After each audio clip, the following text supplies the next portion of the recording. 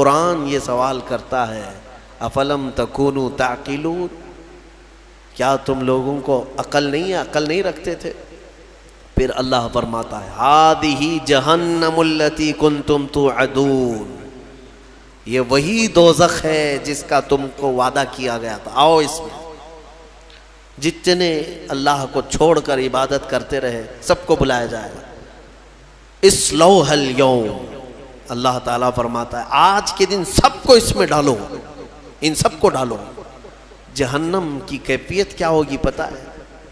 جہنم اس دن پکڑ کر کے لائی جا رہی ہوگی، فرشتے اس کو لا رہے ہوں گے۔ کتنی بڑی ہے جہنم یا دوزخ، یہ کتنی بڑی ہے، اللہ اکبر، اندازہ نہیں کر سکو گے۔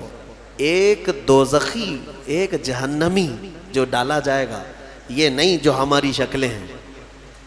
حدیث پاک میں حضور صلی اللہ علیہ وسلم فرماتے ہیں جہنمی کی اتنی بڑی شکل ہوگی کہ مکہ اور مدینے کے بیچ کا پورا فاصلہ بھر جائے گا ایک ہی جہنمی سے۔ اگر وہ بیٹھ گیا، 400 کلومیٹر ہے مکہ سے مدینے کا فاصلہ، 425 کلومیٹر کا فاصلہ ہے۔ حضور فرماتے ہیں کہ اس دور اتنا لمبا چوڑا ایک جہنمی ہوگا، اور پھر جب کروڑوں جہنم میں ڈالے جائیں گے تو جہنم کی وسعت کتنی ہوگی، وہ کتنی بڑی ہوگی، اندازہ نہیں کر سکتے۔ 70,000 فرشتے اس کو کھینچ کر کے لا رہے ہوں گے قیامت کے دن دوزخ کو، اور اس کو زنجیروں میں جو باندھا گیا ہوگا، زنجیر کیسے، اس کے دہانے ہیں، اس کے دروازے ہیں، اس کا منہ ہے جہنم کا، جس کے اندر مجرمین کو ڈالا جائے گا، مشرکین کو ڈالا جائے گا۔ تو روایات میں ہے کہ اس کو 70,000 فرشتے زنجیروں میں جکڑ کر کے لا رہے ہوں گے، ایک ایک زنجیر پر 70,000 زنجیریں ہیں اس کی، اور ہر زنجیر پر 70,000 فرشتے اس کو جکڑ کر کے لا رہے ہوں گے۔ اس کے باوجود جہنم ان سے چھڑا کر کے بھاگنے کی کوشش کر رہی ہوگی مجرمین کی طرف۔ کس کی طرف؟ محشر میں جو مجرمین موجود ہوں گے ان کی طرف لپکنے کی کوشش کر رہی ہوگی، فرشتوں کے ہاتھوں سے زنجیر کو چھڑا کر۔ اتنی طاقت اور اتنی ہیبت۔ اس کے اندر آگ جو ہے وہ کس قسم کی ہے؟ فرمایا گیا دنیا کی آگ لال ہے، جہنم کی آگ نہایت کالی ہے، سخت کالی آگ، اتنی کالی آگ ہے کہ کچھ نظر نہیں آتا دوزخ کے اندر۔ اور رب تعالیٰ فرمائے گا اصلوها اليوم، آج سب کو ڈالو اس میں، بما کنتم تکفرون، جو تم کفر کیا کرتے تھے۔ مجرمین کو پکڑا جا رہا ہوگا، اور جہنم کا حال کیا ہوگا میں بتاتا ہوں۔ وہ فرشتوں کے ہاتھوں سے چھٹپٹا رہی ہوگی، اچھل اچھل کر کے جا رہی ہوگی، اور کیا کہتی ہے جانتے ہیں؟ 26ویں پارے میں سورہ قاف میں رب تبارک و تعالیٰ فرماتا ہے مجرمین کو ڈالا جا رہا ہے، ڈالا جا رہا ہے، ڈالا جا رہا ہے۔ تو اللہ تعالیٰ اس سے پوچھے گا جہنم سے حلم تلأتی، بس پیٹ بھر گیا تیرا؟ جہنم کہتی وہ تقول حل من مزید، وہ کہے گی اے اللہ اور کچھ زیادہ ہو جائے، اور کچھ زیادہ ہو جائے، اور کچھ انسانوں کو ڈال۔ اس دن وہ پکارتی رہے گی اور میرے اندر ڈالا جائے، اور میرے اندر ڈالا جائے۔ اور جانتے ہیں جب اس کی آگ کم پڑنے لگ جائے، دھیمی ہونے لگ جائے، تو آگ بھڑکانے کے لیے انسانوں کو اور پتھروں کو گرایا جائے گا، اس کا ایندھن ہے۔ جیسے پیٹرول ڈالنے سے آگ بھڑک جاتی ہے، جہنم کی آگ انسانوں اور پتھروں کو ڈالتے ہی بھڑک جائے گی۔ یہ جہنم کی کیفیت ہے دوزخ کی۔ اور جہنم کا سب سے ہلکا عذاب کیا ہے؟ سب سے ہلکا، اگر کوئی چلا بھی گیا، تھوڑے سے گناہوں کی سزا بتا کر کے واپس آنے والا ہے، تو حدیث رسول میں ملتا ہے سب سے ہلکا عذاب یہ ہے کہ وہاں آگ کی جوتیاں پہنائی جائیں گی جس کی گرمی سے اس کا بھیجا کانوں سے باہر آ رہا ہوگا، پک پک کر کے ابل رہا ہوگا۔ یہ سب سے ہلکا عذاب جہنم کا۔ پھر جس کے بارے میں اللہ نے عذاب علیم کہا، عذاب عظیم کہا، عذاب مہین کہا، وہ کیسا عذاب ہوگا. عذاب علیم کا مطلب دردناک عذاب، عذاب عظیم کا مطلب بڑا عذاب، عذاب مہین کا مطلب ذلت والا عذاب. وہ کیسے عذاب ہوں گے وہ اللہ بہتر جانے. جہنم کا خوف ایک مومن کے اندر خشیت پیدا کرتا ہے، اللہ سے ڈر پیدا کرتا ہے. تم ہلکے میں لیتے ہو اس چیز کو. ذرا موم بتی میں اپنی انگلی رکھ کر کے دکھانا، یا چولہے میں جا کر کے اپنا ہاتھ رکھ کر کے دکھانا، اگر چمڑی جل گئی تو 8 دن تک اس کی مرہم پٹی پہ لگ جائیں گے، ہا ہو کرتے رہیں گے. جلے ہوئے آدمی کو سکون کبھی نہیں. لیکن دوزخ میں جب ڈالا جائے گا، ایک بار چمڑی جل گئی تو ختم ہو جائے گا. ایک بار یہاں آگ میں جل گئے تو مر گئے، پھر کیا ہونا ہے. لیکن دوزخ میں ایسا نہیں کہ اب تم وہاں جب تک جلتے رہو گے موت نہیں آئے گی، موت ختم کر دی جائے گی. مرنا ایک ہی بار ہے انسان کو یہاں دنیا میں. پھر قیامت کے دن موت کو بھی اللہ تعالیٰ موت دے دے گا، ختم. اب نہ جنتی مرے گا نہ دوزخی مرے گا، کوئی مرنے والا نہیں ہے وہاں پر. دوزخ میں جو گئے چاہے وہ جتنے بھی عذابات آئیں موت نہیں آئے گی. یہی تو سب سے بڑا ٹینشن ہے وہاں پر. کفار و مشرکین مانگیں گے کہ موت دے دے ہم کو، لیکن موت نہیں آئے گی. اور جب چمڑی جلتی ہے تو لوگ یہ سمجھتے ہیں ایک بار جلے گی تو دوسری بار پھر کیا جلے گی، جلی ہوئی چیز کو کیا جلایا جائے گا. اللہ تعالیٰ فرماتا ہے کلما نضجت جلودہم بدلناہم جلودا غیرہا لیذوقوا العذاب. اللہ فرماتا ہے جب جب آگ سے پک جائے گی نا چمڑی، نضجت کہتے ہیں پھل کی طرح پک جانا، جو پل پلا ہوتا ہے پھل، چمڑی پیپ سے پک جائے گی، بھر جائے گی.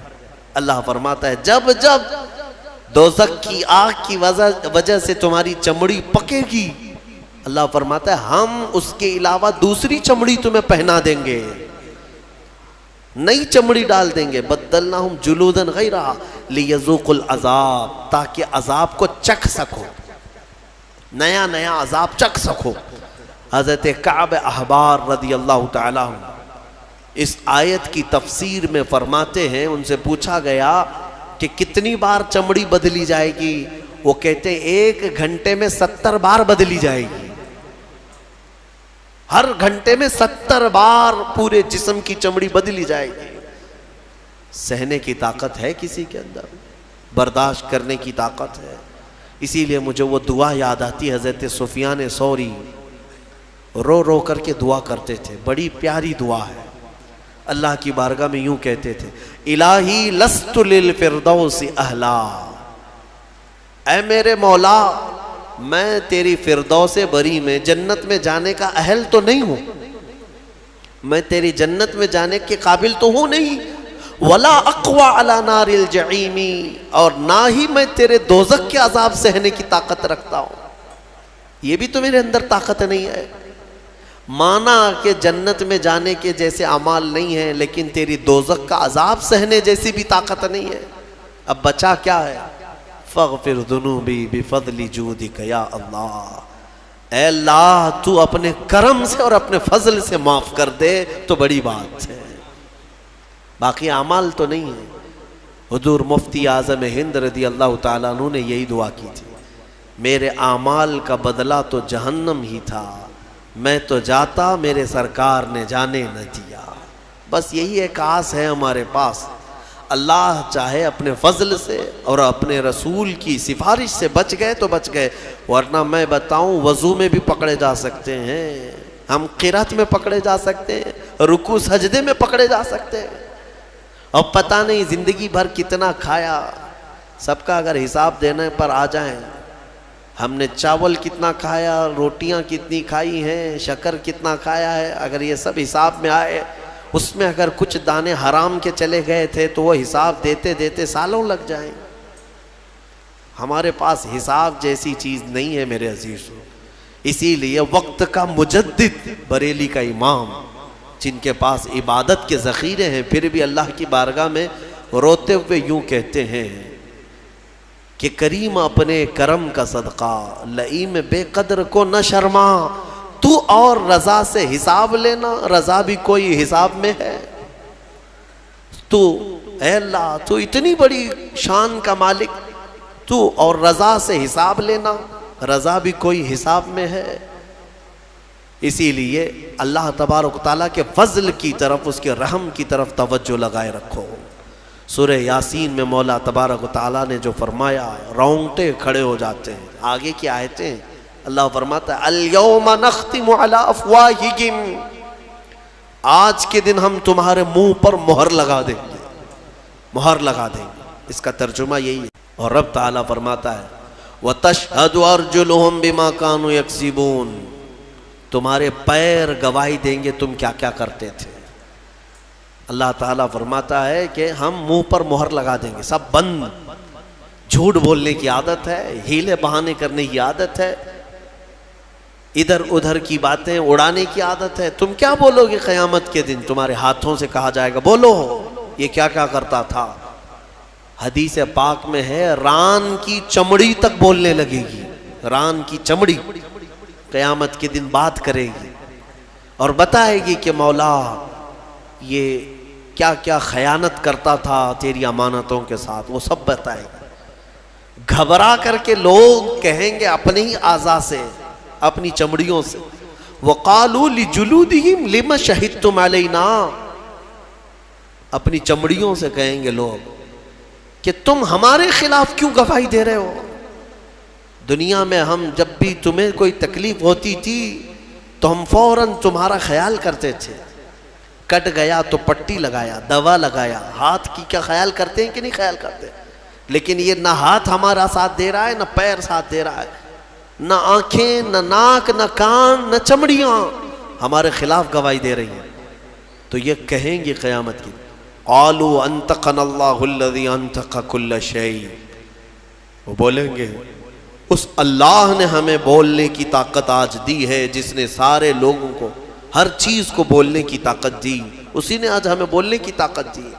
جو نے اللہ کی نعمتوں کے ساتھ انصاف نہیں کیا، آج تیرے خلاف گواہی دی جائے گی۔ ڈرو اس دن سے، ڈرو۔ اسی لیے ہمیشہ قرآن نے بھی ڈرایا ہے۔ کس بات سے؟ اس دن سے ڈرو جس دن حساب کا ہوگا۔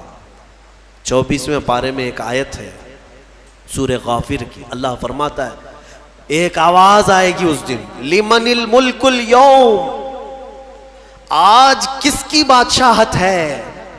آج کس کی بادشاہت ہے؟ دنیا میں اس کی جے جے کرتے رہتے تھے، قیامت کے دن پوچھا جائے گا کس کی بادشاہت ہے؟ سب چپ، کسی کی زبان سے کوئی بات نہیں آئی۔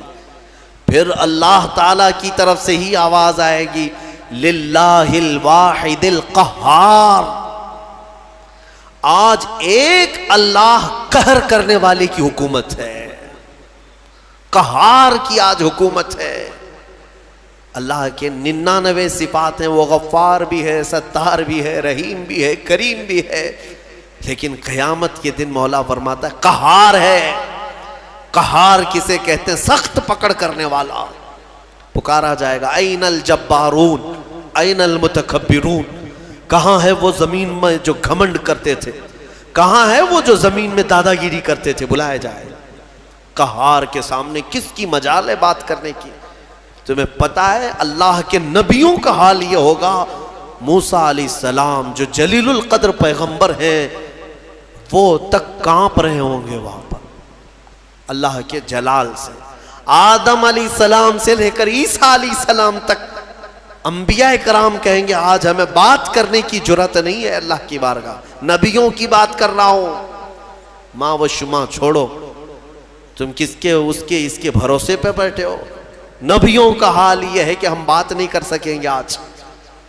اس بھرے مجمع میں قرآن کہتا ہے سورہ نجم کی آیت وَكَمْ مِن مَلَكٍ فِي السَّمَاوَاتِ لَا تُغْنِي شَفَاعَتُهُمْ، آسمان میں کتنے بڑے بڑے فرشتے ایسے ہیں، اللہ فرماتا ہے ان کی سفارش کام نہیں آئے گی، ان کی کسی کی سفارش کام نہیں آئے گی، شیئن الا باذن اللہ، مگر اللہ جسے اجازت دے۔ اس بھرے مجمع میں ڈر اور خوف ایسا ہے کہ ایک نبی بھی بولنے کو تیار نہیں، ایک فرشتہ بھی بات کرنے کو تیار نہیں۔ مخلوق کے ہاں اس وقت اگر کوئی آواز گونجتی ہے تو وہ محمد الرسول اللہ کی ہے، وہ صرف اور صرف میرا آقا ہے رسول کریم صلی اللہ تعالیٰ علیہ وسلم۔ اس لیے کہ اس بھرے مجمع میں اللہ کے حبیب صلی اللہ تعالیٰ علیہ وسلم ہی سفارش کر کے اللہ کے غضب کو ٹھنڈا کریں گے، اللہ کی ناراضگی کو کم کریں گے۔ وہ سجدے میں چلے جائیں گے تو سر نہیں اٹھائیں گے، مولا فرمائے گا اے محمد سر اٹھاؤ، آپ جس کی سفارش کریں گے قبول کی جائے گی۔ یہ ہے محشر کے میدان کی بات۔ بہرحال سورہ یاسین میں اللہ تعالیٰ فرماتا ہے کہ تمہارے منہ پر مہر لگا دی جائے گی، وَتُكَلِّمُنَا أَيْدِيهِمْ وَتَشْهَدُ أَرْجُلُهُمْ، تمہارے ہاتھ ہم سے بات کریں گے، تمہارے پیر گواہی دیں گے تم کیا کیا کرتے تھے۔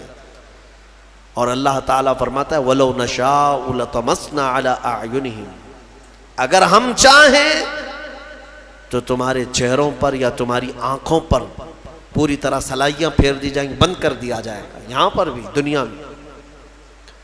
میرے عزیزو ایک آیت اس میں یہ بھی آئی ہے قرآن میں وَمَن نُعَمِّرْهُ نُنَكِّسْهُ فِي الْخَلْقِ، سورہ یاسین کی آیت۔ اللہ فرماتا ہے ہم جس کو لمبی عمر دیتے ہیں اسے بچپن کی طرف لوٹا دیتے ہیں۔ حقیقت ہے جس کا بڑھاپا آیا سیم بچپن کی طرح واپس آ رہا ہے۔ تمہیں اندازہ بھی ہے بچے کی کیفیت دیکھا ہے؟ بچہ اس کے اندر جو جو عادتیں ہیں، ایک تو صحیح طریقے سے چل نہیں پاتا، سہارے کی ضرورت ہے، پکڑ کے چلے گا۔ بچہ بہت ہارڈ غذائیں نہیں کھاتا، دودھ پیتا ہے، ہلکی چیزیں کھاتا پیتا ہے، کیونکہ ہاضمہ اتنا مضبوط نہیں ہوتا۔ بچہ بریانی، گوشت، یہ بڑی بڑی چیزیں نہیں کھا پائے گا، کیا کرے گا؟ ہاضمہ اتنا نہیں ہے۔ بچے کی کیفیت یہی ہے کہ پکڑ کر کے چلتا ہے۔ بچے کی کیفیت یہ ہے کہ ایک ہی چیز کو بار بار پوچھتا ہے، بھولتا ہے۔ سیم بڑھاپا جب آتا ہے تو واپس اسی کیفیت میں پلٹ جاتا ہے۔ بوڑھا بھی اب اکیلا نہیں چل پاتا، کسی کے سہارے کی ضرورت پڑتی ہے۔ پھر بوڑھاپا ہی ہے کہ اس کو ہر چیز بھولی جانے لگتی ہے، جیسے بچپن میں بار بار پوچھتا تھا بڑھاپے میں بھی پوچھنے لگتا ہے، بھول جاتا ہے۔ بچپن میں جس طرح سے بچے کو بستر میں ہی پیشاب ہو جاتے، پخانے ہو جاتے ہیں، بڑھاپے میں بھی حالتیں دیکھنے کو ملتی ہیں، کنٹرول میں نہیں رہتا پیشاب پخانا۔ بہت سارے بڑھاپے ایسے آتے ہیں کہ ان کا پیشاب نکلتا ہے، پخانے نکلتے ہیں، کیا کر سکتے ہیں؟ بچپن کی طرف لوٹا ہے۔ بچہ ہارڈ غذا نہیں کھا سکتا، بوڑھا بھی نہیں کھا سکتا۔ بڑھاپا آیا، بہت ساری چیزوں سے پرہیز ہے، سخت چیزیں بوڑھے کو نہیں چلیں گی، اب ہاضمہ کمزور ہو گیا ہے۔ شکر سے پرہیز، نمک سے پرہیز، گوشت سے پرہیز، بس ہلکی چیزوں پر وہ رہ گیا ہے۔ اور اللہ تعالیٰ فرماتا ہے ہم جس کو لمبی عمر دیتے ہیں اس کو بچپن کی طرف لوٹا دیتے ہیں۔ افلا یعقلون، تم اس چیز میں عقل نہیں رکھتے؟ تم سوچتے کیوں نہیں کہ تمہاری زندگی جہاں سے چلی تھی واپس پلٹ آئی ہے؟ میرے عزیزو یہ دنیا بہت ہی شارٹ ہے، اس میں صرف اور صرف اپنے من کی مت ماننا۔ ہاں لوگوں کو ایسا لگتا ہے کہ ہماری طبیعت جو چاہے وہ کر لینا، نہیں، میرا مولا جو چاہے وہ کرو، تو سکون یہاں پر بھی ہے، مرنے کے بعد بھی ہوگا انشاءاللہ، کیونکہ اللہ کی زمین پر آئے ہیں، اسی کی حکومت یہاں پر ہے، تو اسی کے مرضی کے مطابق چلنا یہ ایمان والے کی زندگی ہے۔ سورہ یاسین شریف کی برکتیں اللہ تعالی ہم سب کے سینوں پر عطا فرمائے۔ مولا کریم اس دنیا میں ہمیں اس کی رضا اور اس کے حبیب کی رضا کے مطابق جینے کی توفیق عطا فرمائے۔